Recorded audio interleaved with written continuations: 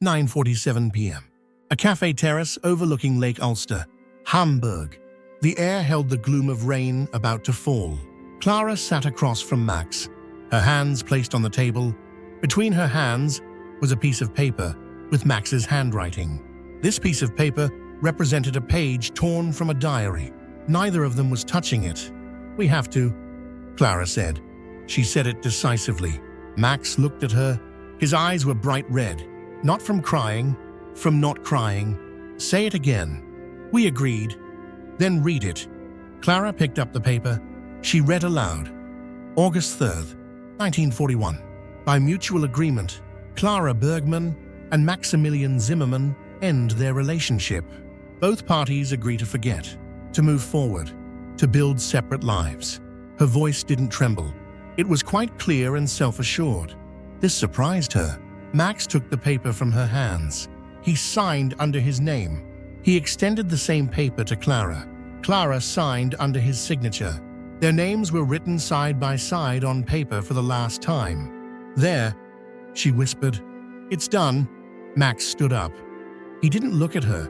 "Goodbye, Clara." He walked away. He didn't look back. Clara sat alone at the table. The paper was between her hands. The agreement they both signed, the promise to forget, echoed in her brain. Thunder rumbled over the lake. The rain began, and Clara, who hadn't cried in 5 years, finally broke down in tears, sobbing uncontrollably. But neither of them could know that some agreements are easier to sign than to keep. 4 years later, in a ruined city, Max would see her name in a newspaper, and the words written next to her name would cause Max's life to darken. She got married. Why Max fell into this state. Why Clara made such a decision. Let's listen to all of this and more together. Clara Bergman was 24 years old when she met Max. She taught piano to the children of Hamburg's wealthy families. Her father ran a textile import business. Her mother organized dinner parties where conversations remained polite and politics invisible. Clara was raised to be suitable, to marry well, to bear children who would carry on the family name. Her life was a series of expectations she never questioned, until Max. She met him in June 1941 at a gallery opening. Max was covering the event for Berliner Tageblatt. She was there because her mother insisted culture was important for unmarried women. Max had asked her opinion about a painting, abstract, chaotic, the kind of art the party called degenerate. Angry, Clara had said without thinking, "You don't like it?" "I didn't say that." Max had smiled, the first genuine smile she'd seen all evening. "Most people here are lying about liking it. You're the first person to tell the truth." They talked for 3 hours. About art, about music, about things Clara had opinions on, but never voiced. When he asked for her address, Clara gave it. Her mother wouldn't approve. This made her want to give it more. Over the next 6 weeks, they met 17 times. Always in public places, always appropriate. Museums, concerts, cafes, but each meeting felt like a confession. Max told her things he shouldn't. About articles his editors censored, about friends who disappeared, about lies everyone pretended to believe. Clara told him things she'd never confessed, that she was tired of being suitable, that sometimes she just wanted to scream to hear her own voice. By August, they were in love. Not the safe kind, the dangerous kind, the kind that requires choices. And Clara had always been practical about choices. Maximilian Zimmermann was 27 years old and still believed words mattered. He'd been a journalist since 1936. He started at a small Berlin newspaper. By 1939, he'd risen to Berliner Tageblatt. He wrote about politics, culture, things people needed to know. Then the war started, and slowly, everything he wrote turned into lies. Articles celebrating victories that weren't victories, profiles of leaders he hated, editorials supporting policies that made him sick. He told himself he was waiting, that eventually truth would matter again, that he just needed to survive until then. Meeting Clara was an accident. He was covering the gallery opening, because his editor assigned it. A meaningless culture piece. He'd planned to stay 20 minutes. Then he saw her, standing alone, looking at a painting everyone was pretending to understand. When she said it was angry, he felt something shift. Here was someone who still told the truth. Over 6 weeks, he fell in love with her honesty. The way she said exactly what she thought when alone. The version of herself she hid from everyone. But he also saw the fear, the way she looked over her shoulder, the way she changed the subject when certain topics came up. Clara was falling in love with him, but she was afraid of what that love required. And Max always knew loving her was dangerous. July 15th, 1941. Clara's father summoned her to his study.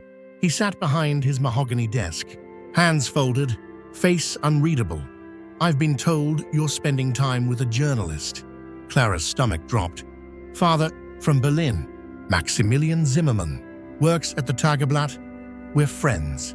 "Friends?" Her father's voice was flat. "Clara, do you understand what you're doing? We're talking with a man who writes articles questioning party policies, who's been warned twice by the ministries for being an editor propagandist." Clara didn't know this. Max had never mentioned warnings. Her father stood. He walked to the window. "Your mother and I have worked hard to keep this family safe, to protect our position, to ensure you have a future. I know this man puts all of that at risk." "Father, I don't care what you are," he said, turning his face. He was old now, not like before, tired. "I care what people think you are, and that's enough to destroy us." Silence. "You'll stop seeing him," her father said. "Immediately. And if I don't?" Her father's expression didn't change. "Then you leave this house, and you don't come back." Clara felt herself being kicked out. "Are you disowning me? I'm protecting your mother and sister. You're 24 years old. Clara, old enough to make choices, adult enough to live with the consequences." He walked past her. He stopped at the door. "End it, or leave," Clara told Max that night. They met at their usual cafe, overlooking the lake. "My father knows," she said. Max's face went white. "About us? That we meet? That you—" She couldn't finish. "That I'm a liability?" "Yes." Max was silent for a long time. "What did he say?" "That I need to stop seeing you. Or I leave." Max leaned back. He ran his hands through his hair. "He'd really disown you?" "Yes. For being seen with me." Clara nodded. "Then we break up," Max said quietly. Clara's head snapped up. "What?" "We stop seeing each other. I leave Hamburg. I return to Berlin. You stay here. Safe." "Max, your father's right." "Clara, I'm dangerous. Not because of what I've done. Just because of what people think I might do. I don't care. You should." His voice was harder now. "Do you know what happens to families the party targets? They lose their jobs, their homes. Some lose more than that." Clara's hands were shaking. "So we just break up?" "Yes. After 6 weeks, we just forget." Max looked at her. His eyes were wet. "No. After 6 weeks, we make the practical choice." Over the next 2 weeks, they met 3 more times, trying to say goodbye, failing. Each meeting ended the same way, sitting in silence, neither able to leave. On August 3rd, Max brought the paper. "I wrote this," he said. He extended it to Clara. She read, formal language, mutual agreement, promise to forget. "You want me to sign this?" "I want both of us to sign it." "Why?" "Because we need to end this cleanly. Not with hope, not with maybe someday. Just end it." Clara looked at the paper. "This is insane." "No, insane is thinking we can keep seeing each other, thinking your father won't find out, thinking there's a future here. There can't be." Max's voice trembling. "Clara, I love you more than anyone I've ever loved. But loving you means protecting you. And the only way I can do that is to leave. I don't want you to leave. I know, but you need me to." She looked at the agreement, the formal words that turned love into a contract. something that could be signed and filed away. "If I sign this," she said quietly, "I lose you. You lost me the moment your father found out. Then why make it official? If it's not official, you'll hope, and hope will destroy you slower than this will." Clara picked up the pen. Her hand was shaking. She signed her name. Max signed under hers. They sat, the agreement between them, the promise made. "I won't forget you," Clara whispered. "You have to." "I can't." Max stood. He looked at her one last time. "Goodbye, Clara."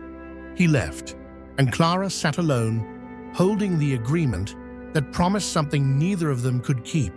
Max returned to Berlin the next day. He threw himself into work. He wrote articles he didn't believe. He attended meetings that made him sick. At night, he wrote letters to Clara that he never sent.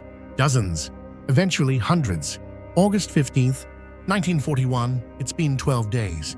I still reach for paper to write to you. Then I remember I can't. September 2, 1941, I saw a woman playing piano today. It wasn't you, but for a moment, I forgot. December 24th, 1941, Christmas. I wonder if you're thinking of me. I wonder if you kept the agreement. He kept every unsent letter in a wooden box under his bed. Proof that forgetting was impossible. Clara stayed in Hamburg. She taught piano. She attended dinner parties. She smiled when her mother introduced suitable men. She didn't mention Max. She didn't say his name. She pretended the summer of 1941 never happened. But she kept the agreement, folded inside a book. Thomas Mann's The Magic Mountain. The book Max had recommended. Sometimes she'd open it, read their signatures, 2 names touching on paper. She dated other men, Wehrmacht officers, business owners, men her father approved of. None of them made her feel anything. By 1943, her mother was worried. "You're 26. Clara, you can't wait forever." "I'm not waiting for anything." "Then what are you doing?" Clara had no answer. March 1943. Hamburg was being bombed regularly. The British called it saturation bombing. The goal was to break civilian morale. It worked. Clara's family lost their home in July 1943. They moved to her aunt's house, outside the city. Her father's business was destroyed. Textile imports stopped. Money ran out. By January 1944, Clara was teaching piano in a church basement. She earned just enough to eat. Barely. Her mother stopped talking about marriage. Survival was more important than suitability now. Max was conscripted in September 1943. Not the front lines, propaganda corps, writing brochures, creating posters, turning lies into art. He hated every word he wrote. By spring 1944, he was stationed in France, then Belgium, then back in Germany as the Allies pushed east. He was in Berlin when the Soviets came. April 1945. He survived by hiding, by being forgettable, by making himself invisible. When the war ended, he was 31 years old. He'd survived 4 years without Clara, 4 years keeping the agreement, 4 years failing to forget. May 1945. Germany surrendered. The war was over. Max returned to journalism. The Allies needed German journalists who weren't party members, who could write without propaganda. Max was qualified. Barely. He started working for Der Tagesspiegel, a new newspaper under Allied supervision, focused on reconstruction. He wrote about ruins, about displaced families, about the slow, painful process of rebuilding. He didn't write about Clara, but he thought about her constantly. In June, he wrote a letter, not to her, to Hamburg, to the address where her family lived. To whom it may concern, I am trying to locate Clara Bergman. Last known address, Rothenbaumchaussee 47, Hamburg. If anyone knows her current location, please respond. M. Zimmerman. The letter came back 3 weeks later. Stamped, address destroyed, residence unknown. Max stared at the returned letter. Clara could be dead. She could have fled. She could be hiding anywhere. He told himself to let go. They'd made an agreement 4 years ago, a promise to forget. But he couldn't. Clara was alive, still living in Hamburg, or what was left of it. Her family had survived, barely. Her father was working for the British administration office. Her mother was selling what remained of their possessions. Clara taught piano to the children of British soldiers. She earned enough to eat. She lived in a single room in a partially destroyed building. She was 28 now, unmarried, no prospects. In another era, this would have been shameful. Now it was just normal. Sometimes she thought about Max. She wondered if he'd survived, if he remembered her. She told herself she'd forgotten, that the agreement worked for him, that she was the only one still carrying it. Clara met Karl Hoffmann at a reception for British officers. Her father had gotten her an invitation. Networking, he'd said. Karl was 35 years old, a Wehrmacht officer. From a wealthy Munich family, he had industrial connections. He'd surrendered to American forces in April, been questioned, released. Now he worked for the Occupation Administration. He was suitable, safe, stable, everything Max wasn't. They talked about everything for 20 minutes. Clara and Karl were both polite. Finally, he asked permission to write to her. Clara said yes, not because she wanted to, but saying no required energy she didn't have. Karl wrote, every week, careful letters about reconstruction, about his family's plans to rebuild the factory, about a future that seemed possible if they were patient. Clara wrote back, shorter letters, polite, distant, but Karl didn't seem to notice or care. He was building towards something, an arrangement, a partnership. In December, he proposed, not romantic, practical. Clara, we're both alone. We're both trying to survive. My family has resources. You have stability. We can help each other. It wasn't a declaration of love. It was a business arrangement. Clara said yes, not because she loved him, but she was tired. Tired of being alone. Tired of remembering. The wedding was set for October 12th, 1945, September 20, 1945. Clara's father placed the wedding announcement in the Hamburger Abendblatt. It was small, 3 lines, Bergmann Hoffmann, Clara Elisabeth Bergmann, and Karl Wilhelm Hoffmann will be married October 12th, 1945, St. Nikolai Church, Hamburg. The newspaper was distributed across northern Germany, British occupation zones, including Berlin, including the office where Max worked. He was drinking coffee when he saw the announcement. Page 4, Weddings and Deaths section. Her name hit him like a scream. Clara Elisabeth Bergmann. His hands started shaking. Will be married. The coffee cup fell. It shattered. Brown liquid spread across the floor. October 12th, 1945, Max couldn't breathe. The room was spinning. 4 years. 4 years keeping the agreement. 4 years not forgetting.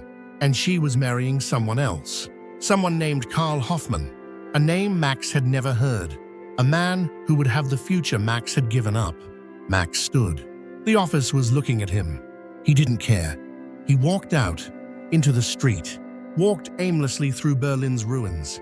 And for the first time since August 3, 1941, he broke down. Max walked for 3 hours, from Charlottenburg, past buildings that were now just facades, empty windows staring like dead eyes. He ended up at the Spree River. The water was dirty. Garbage floated by. A dead cat. Someone's photograph. Face down. He sat on broken concrete.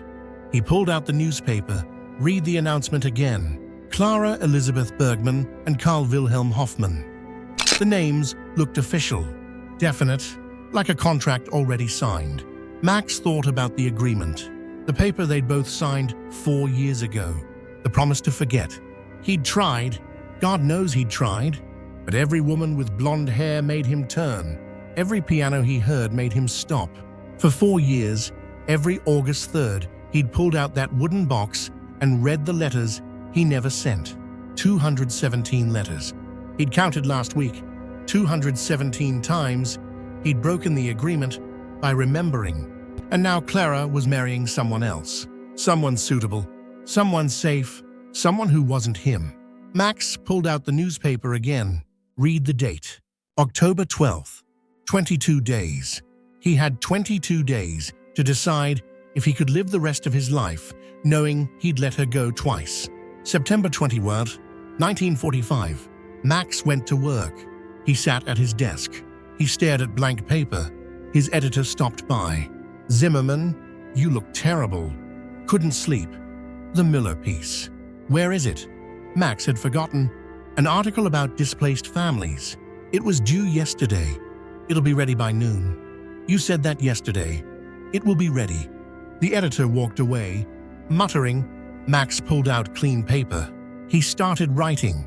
But the words that came out weren't about displaced families. "Clara, I saw the wedding announcement.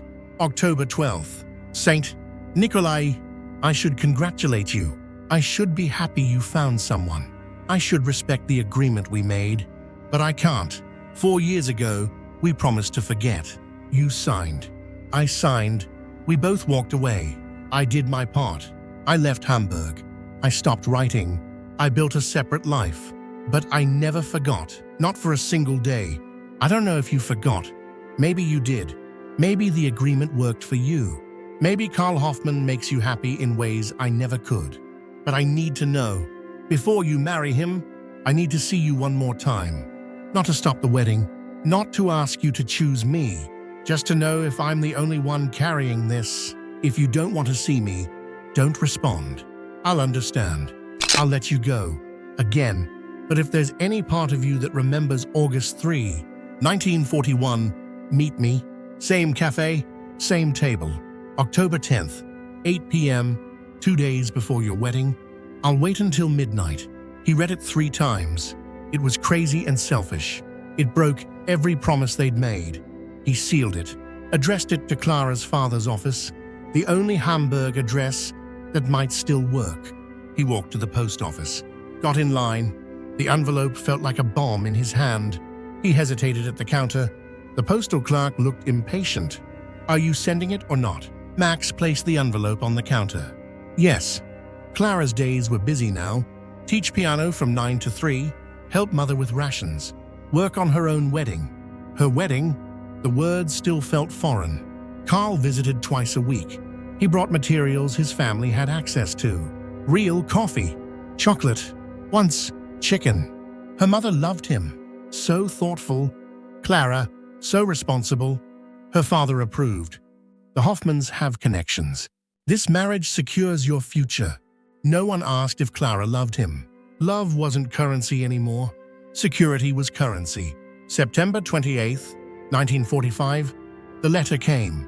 Clara was teaching when her father brought it to the church basement. His face was strange, tense. "This came for you." Clara looked at the envelope. Familiar handwriting. Handwriting she hadn't seen in 4 years, but recognized immediately. Her father saw her face change. "Who's it from?" "An old friend." "Which friend?" "From before the war." Her father's jaw tightened. "The journalist." Clara didn't answer. "I thought we had an understanding." "We did." Clara took the letter. 4 years ago. This is probably just a greeting. He might not even know I'm getting married. Her father looked at the envelope, then at Clara. "You won't see him." "Of course not." "Clara, father, I'm marrying Karl in 2 weeks. It doesn't matter what this letter says." Her father left, but his expression said he didn't believe her. Clara waited until her last student left, until the church was empty. Then she opened the letter. She read it 3 times, standing, then sitting, then with her hand over her mouth. "Before you marry him, I need to see you one more time." Max hadn't forgotten.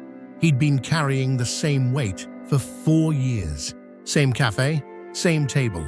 October 10th, 8 p.m., 2 days before her wedding. Clara folded the letter, put it in her coat pocket. Her hands were shaking. She couldn't meet him. It would be crazy. She'd made a choice. Karl was safe, practical, the future her family needed. Max was the past, a summer 4 years ago, a promise they'd both agreed to break. Meeting him would destroy everything. Clara picked up her bag. She left the church. She started walking home, but halfway there, she stopped. She turned around. She started walking toward the cafe by the lake. The cafe was still there. Partially, the terrace had been destroyed in the bombing, but the interior stood. It had different owners now. British occupation had taken over most businesses. Clara stood outside, looked through the window. The table where they'd sat was gone, replaced with where British soldiers drank tea. She shouldn't be here. This was stupid, emotional, dangerous. But she went in anyway. She ordered coffee, sat at a different table, not the table where they'd signed the agreement. That table didn't exist anymore. She sat for 20 minutes. The coffee got cold. What was she doing? Max's letter said October 10th. 12 days from now. She wasn't going to meet him. She'd already decided, hadn't she? Clara left money on the table, walked out, but she kept the letter. Carl came for dinner that night. He brought butter and bread. Real butter. Her mother almost cried. Throughout dinner, Carl talked about the wedding. My family is sending a car. After the ceremony, we'll go to Munich. You'll meet everyone. How many people? Clara asked. About 50. My mother wanted more, but he gestured vaguely. The war made big celebrations impossible. Clara's mother beamed. 50 is wonderful. Clara, you're so lucky. Lucky? Clara turned the word over. Was she? Carl was kind, stable. He didn't make her heart race, but he didn't endanger her family either. That was luck now. Security was luck. After dinner, Carl walked Clara to the door. Just 11 days. Yes. Are you nervous? Clara looked at him. Really looked. His face was pleasant, ordinary. If he left the room, she'd forget what he looked like. A little, she said. Carl smiled. He kissed her forehead. Plain. Appropriate. It'll be wonderful. You'll see. He left. Clara went upstairs. She pulled out Max's letter from under her bed. Read it again. I need to know if I'm the only one carrying this. He wasn't. Clara told her mother she was visiting a former student, a girl who wanted extra lessons before Clara stopped teaching after she got married. Her mother believed her, or pretended to. Clara left the house at 7:30 p.m. The sun was setting. The October air was cold. She wore the gray coat, the same one she'd worn 4 years ago. She didn't know why. Maybe habit. The cafe came into view. Lights on. British soldiers inside. A normal evening. Clara stood across the street. Her heart was pounding. This was crazy. She was getting married in 2 days. To a good man. A safe man. She should turn back. Go home. Burn Max's letter. Keep the agreement. But she crossed the street. Pushed the door. Max was already there, sitting at a table by the window. Not the same table as 4 years ago, but close. He looked different. Thinner, older. His hair was longer, his temples quite lined. He saw her. He stood. He knocked his coffee cup. It rattled but didn't fall. They looked at each other across the cafe. 4 years, 50 meters. A war. An agreement. All of it collapsed in that single moment. Clara walked to the table. She sat. She didn't take off her coat. You came, Max said. His voice was hoarse. I shouldn't have. I know. Silence. Cafe noise filled the space between them. Laughing British soldiers. Someone ordering schnitzel. You, Max started. Don't. What? Don't tell me I look good. Don't make small talk. We don't have time. Max nodded. Okay. Why did you write to me? Clara's voice was hard, controlled. We had an agreement. I know. We both signed it. I know. Then why? Because I saw the wedding announcement. Max's voice was shaking, and I realized I'd spent 4 years lying to myself. Clara's hands gripped her purse. About what? About forgetting. About moving on. About being able to let you go. You did let me go 4 years ago. My body left Hamburg. The rest never left. Clara closed her eyes. Max, I need to know if you forgot. That's not fair. I know, but I'm asking anyway. Clara opened her eyes, looked directly at him. What difference does it make? I'm marrying Carl in 2 days. Do you love him? Do you love him? Clara's voice dropped. No, Max breathed out, like he'd been holding his breath for 4 years. But I'm still marrying him, Clara continued, because love isn't enough anymore. Security is enough. Stability is enough. That's not a life. Clara, that's survival. And what's wrong with survival? Do you know what the last 4 years have been like? My family lost everything. Our home, our business. We lived on things that barely kept us breathing. Her voice was rising. Carl's family has money, connections. Marrying him means my family eats. It means my brother can go to university. It means I'm not teaching piano in a church basement for the rest of my life. So you're marrying him for money? Clara slapped him. The sound cracked across the cafe. Conversations stopped. British soldiers looked. Max's face was red, but he didn't move. He just looked at her. I'm marrying him because I'm 28 years old, Clara said quietly. Because I'm not getting other offers. Because the world isn't the same as when we could afford to fall in love in 1941. We couldn't afford it then either. That's why we signed the agreement. Exactly. So why are you here? Because agreements don't stop love. They just make it quieter. Clara felt tears running down her cheeks. It's been 4 years. Max, I know. People change. Did you change? Clara looked at him, at the face she'd memorized in 6 weeks, the face she'd remembered for 4 years. No, she whispered. Max reached across the table, took her hand. Clara didn't pull away. Don't marry him, Max said. I have to. You don't have to. What's the alternative? Run away with you? Live on a journalist's salary in a destroyed city in Berlin? Watch my family starve while I chose love over logic? Yes. Clara laughed. It was a bitter sound. You want me to give up everything. I want you to give up the wrong future. And what makes you think we'll get to live the right one? Because after 4 years, we're both still here. They sat in silence. Max's hand still holding hers. Clara looking at their joined fingers. Finally, she pulled away. I can't, she said. Clara, I can't. Her voice was firm now. I made a choice. Carl is waiting for me. His family is coming. The church is reserved. My family, you don't love him. Love him? Clara's laugh was sharp. Max, I barely know him. We've met maybe 15 times. But that's what marriage is now. What women do, we marry men who can provide, who can protect, who won't get us killed. I never put you in danger. You were a journalist, writing things the party hated. Of course you put me in danger. I left to keep you safe, and I stayed safe. Now I'll stay married to someone safe. Max looked at her. You're really going to do this? Yes. In 2 days? Yes. Knowing you don't love him. Knowing I love you. Clara's voice broke. But loving you doesn't feed my family. It doesn't rebuild my father's business. It doesn't give me a future. She stood. Goodbye. Max, Clara, wait, we signed an agreement. We should have kept it. She walked to the door. Max called after her. I'll be at the church. Clara stopped, turned. What? October 12th.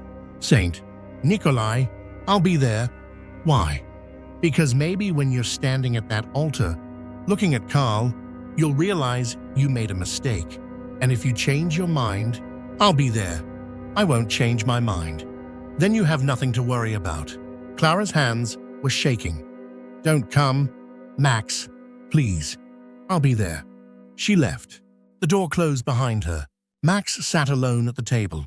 His coffee had long gone cold. The cafe was returning to normal noise. He'd broken the agreement. He'd destroyed her peace. He'd given her an impossible choice. But he'd also told the truth. And in 2 days, he'd learn if truth mattered more than security. Clara didn't sleep. She lay in bed, stared at the ceiling, replayed the conversation. Don't marry him. I have to. You don't have to. Morning came. Clara got dressed, went downstairs. Her mother was cooking. Real eggs, thanks to Carl's family. One more day, her mother said cheerfully. Are you excited? Clara poured coffee. Yes. Her mother looked at her. You don't look excited. I'm tired. Wedding nerves. Completely normal. Her mother smiled. I barely slept before I married your father either. Clara drank her coffee, said nothing. That afternoon, Carl's family arrived. His mother, his sister, his uncle who drove the car from Munich. They were nice people, wealthy. Their clothes were clean, new, like they'd never lived on rations. Carl's mother held Clara's hands. You're so beautiful. Carl is lucky. Clara smiled. Appropriate, empty. The family stayed for dinner. They talked about the ceremony, about Munich, about how wonderful everything would be. Clara nodded, agreed with everything, felt nothing. That night, Clara couldn't stand it. She left the house, told her mother she needed air.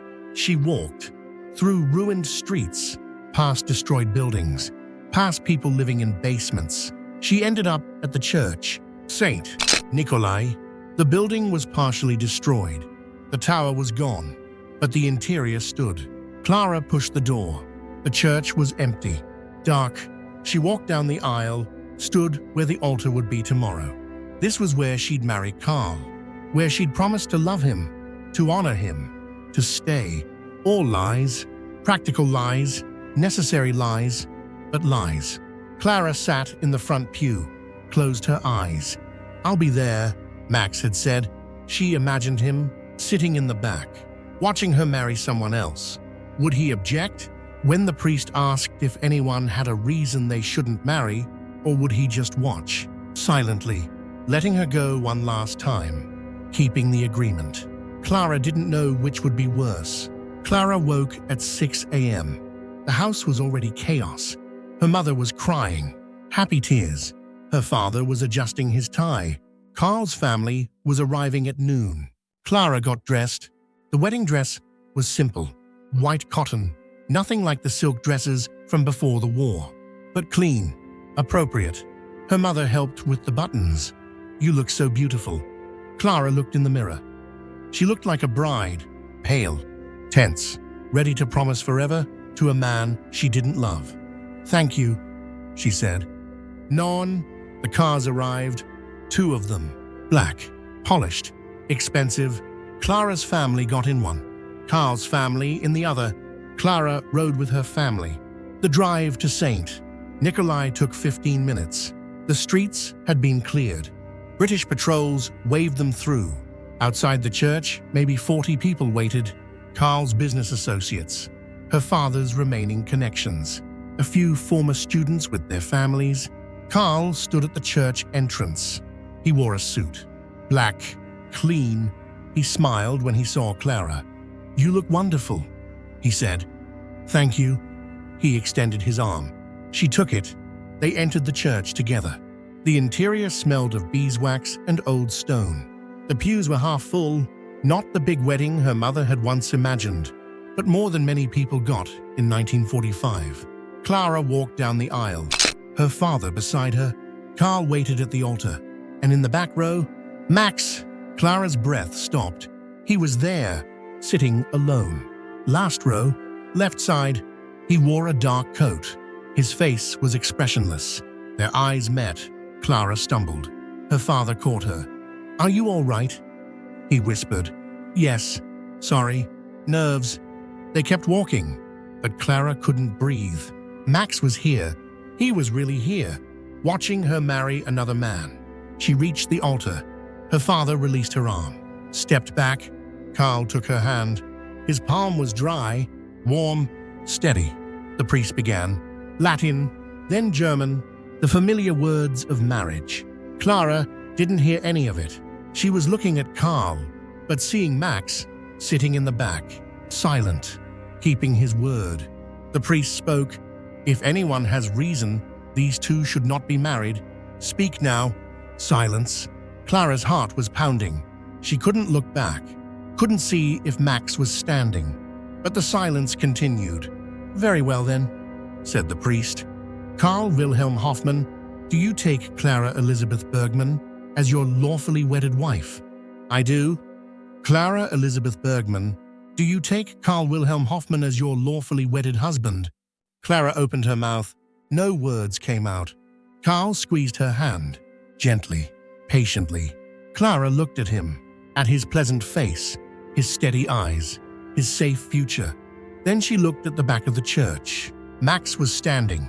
He wasn't objecting, wasn't interrupting, just standing, leaving. The church door closed behind him. Clara watched him go, watched her last chance at the wrong future disappear. "Clara?" the priest asked. She turned back to Carl. "I do," she whispered.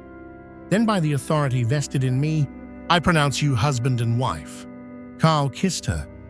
The church applauded. Clara felt nothing. The reception was held at a British officers' club. Carl's connections had secured the venue. There was food, real food, cake, wine, things Clara hadn't seen in years.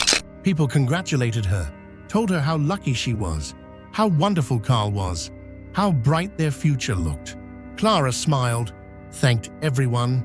She felt like she was watching herself from outside her body. Carl's mother pulled her aside. "You've made him so happy. He's been alone since the war. He needed someone like you. Someone like me. Stable, graceful, perfect for him." Clara excused herself, went to the bathroom, locked the door. She looked at herself in the mirror. Mrs. Carl Hoffman. That was her name now. She felt nothing. No joy, no fear, no regret, just empty. That night, Clara and Carl drove to Munich. The car was comfortable, new. Carl talked about his family, about the factory, about their future. Clara nodded, agreed with everything. At midnight, they stopped at a hotel. Carl had reserved a room. "Are you tired?" he asked. "Yes." "Then rest. We'll reach Munich tomorrow." Clara lay in bed, Carl beside her. He fell asleep quickly. Clara stared at the ceiling. She was married to a good man, a safe man, a man who would provide everything she needed, everything except the one thing she wanted. She thought of Max, walking out of the church, keeping his promise to be there, then keeping his promise to let her go. The agreement was finally complete. They'd both forgotten, both moved on, both built separate lives, except Clara knew forgetting was impossible. Max never wrote to Clara again, but he kept the letters, 217 of them, plus one more, dated October 12, 1945. "Clara, today I sat in the back of St. Nikolai and watched you marry Carl Hoffman. I told myself I'd object, that I'd stand up and tell the truth, that I'd give you one last chance to choose differently. But when the moment came, I couldn't. Not because I didn't want to, but because I saw your face. You'd already decided, long before the ceremony, probably the moment you read my letter. You chose security, and I can't blame you for that. The world we live in doesn't reward love. It rewards survival. So I stood up. I walked out. I let you go. For the third time. First in 1941, when we signed the agreement. Second, when I saw the wedding announcement. Third, when I left the church. 3 times I lost you, each worse than the last. I won't write again. This is my last letter to you. Like the others, unsent. I hope Carl makes you happy. I hope he gives you the life you need.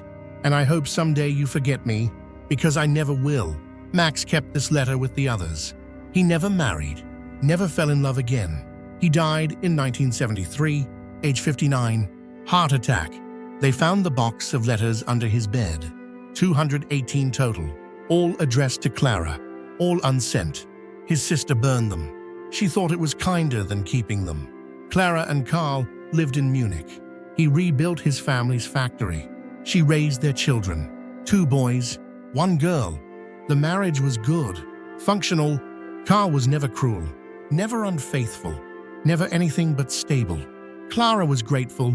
She told herself it was enough, that stability was love, that choosing survival was right. But sometimes, late at night, with Carl asleep, she thought about August 3rd, 1941, the agreement they signed, the cafe by the lake, Max walking away, October 10th, 1945, 2 days before her wedding. The last time she saw him. "Don't marry him. I have to. That conversation played in her mind like a broken record, over and over, never changing. Clara was 51 years old. Her children were grown. Carl had died 2 years earlier. Heart attack, just like Max would die 5 years later. She was cleaning the attic when she found it. A box of Carl's papers, letters, documents, and a newspaper clipping dated September 20th, 1945. Bergman-Hoffman wedding announcement below it. Carl's handwriting, "I saw this today. Rival eliminated. Now she's mine." Clara looked at the note, read it 3 times. Carl had known about Max, about the announcement, about everything. The wedding wasn't about love. It was about winning. She'd chosen Carl for security, for survival, for her family. But Carl had chosen her to possess her, and Max had loved her, truly loved her. She'd married the wrong man. Clara died in 1989, age 72. Her children buried her next to Carl. But in her belongings, they found something. A piece of paper, yellowed, folded, an agreement, dated August 3, 1941, signed by Clara Bergman and Maximilian Zimmermann. By mutual agreement, both parties agree to forget. Her daughter tried to read it, stopped halfway, put it back. Some agreements are too painful to inherit. Max sat in the back row. He watched Clara walk down the aisle. He saw her face when she saw him. For an impossible second, he thought she might stop, that she might turn back, that she might choose differently. But she didn't. She married Carl. She kept the agreement. She built the safe life. And Max stood up, walked out, let her go. Because that's what love does when it's too late. It releases. It withdraws. It breaks quietly, so no one has to hear. In 1941, they agreed to forget each other. But some people are unforgettable. Not because they stayed, because they left. And the space they leave behind never fills. Yes, the wrong decision, an endless heartache of love. What I understood from this story is this. Sometimes an agreement you make can lead to things you never expected. That love doesn't end with mutually given promises. It was a wonderful story where we learned that a love doesn't end with contracts, with signed papers, with what you think is right. I hope life doesn't force us into this situation. In future stories, I'll present the victims of many loves like Max, how life pushed someone like Clara into a false marriage, and many more amazing content. I love you all very much. Take good care of yourselves.